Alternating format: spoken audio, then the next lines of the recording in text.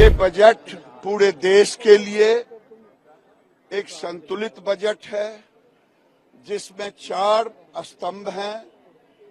महिला, युवा, किसान, ये हमारे जो 4 स्तंभ है। मजदूर, लेकिन बिहार में जिस कहते हैं हम, बिहार में बहार है, एनडीए का सरकार है। बिहार को सुपर पैकेज के रूप में दिया गया। बहुत खुशी की बात है, हम सबके लिए बहुत खुशी की बात है। और हमने अपने मेडन स्पीच में भी एक मांग रखी थी कि बिहार को स्पेशल पैकेज या विशेष राज्य का दर्जा जरूर मिलना चाहिए। 14th कमीशन के बाद अगर 14th कमीशन की रिपोर्ट जो है उसके बाद विशेष राज्य का दर्जा किसी को नहीं मिला है और जो यूनियन बजट है वो उसी पे बनता है। तो विशेष राज्य या विशेष पैकेज सिर्फ टर्म का डिफरेंस है। हमारा मांग था कि बिहार आगे बढ़े, कुछ अच्छी आर्थिक सहायता मिले जिससे हम आगे चल सके। और हम मानते हैं कि आज बहुत खुशी का दिन है क्योंकि बिहार को वो आर्थिक सहायता मिली है।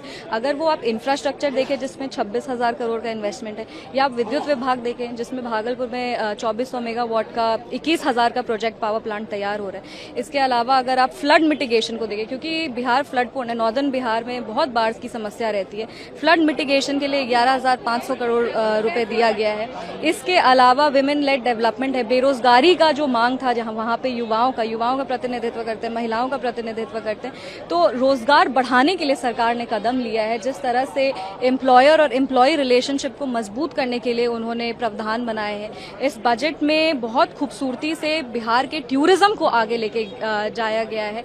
पटना पूर्णिया एक्सप्रेसवे जो बनेगा वो उसमें हमारी कॉन्स्टिट्यूएंसी भी आएगी, तो उस बात की भी बहुत खुशी है कि वो समस्तीपुर होते हुए निकलेगा। हम चाहेंगे कि वो समस्तीपुर होते हुए निकले।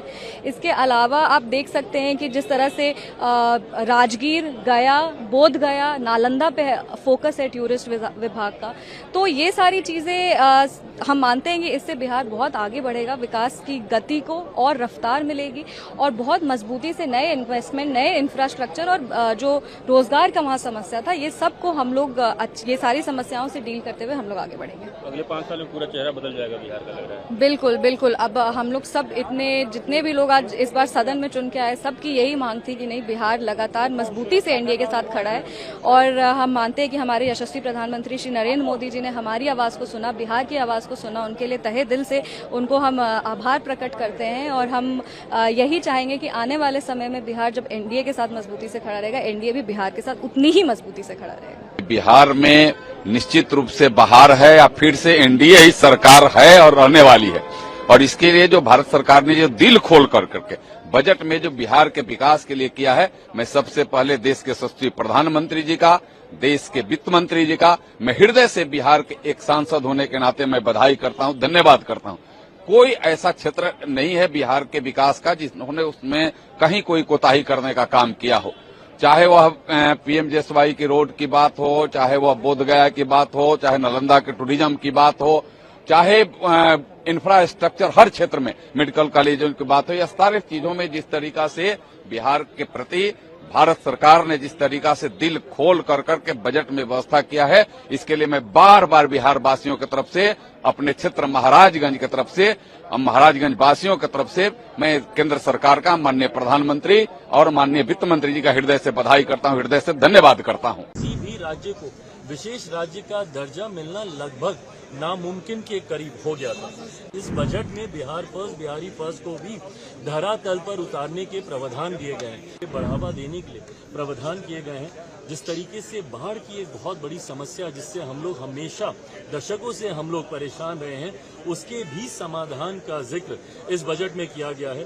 देखिए, जो लोग इस बात का हो हल्ला मचाते हैं कि बिहार को विशेष राज्य का दर्जा नहीं मिला, विशेष राज्य का दर्जा नहीं मिला, ये वही विपक्ष के लोग हैं जिनके पास ये जानकारी का अभाव है कि इन्हीं की सरकार में, यूपीए की सरकार में मनमोहन सिंह जी के दौरान ही नीति आयोग में इस तरीके के प्रावधान किए गए थे जिसके बाद किसी भी राज्य को विशेष राज्य का दर्जा मिलना लगभग नामुमकिन के करीब हो गया था।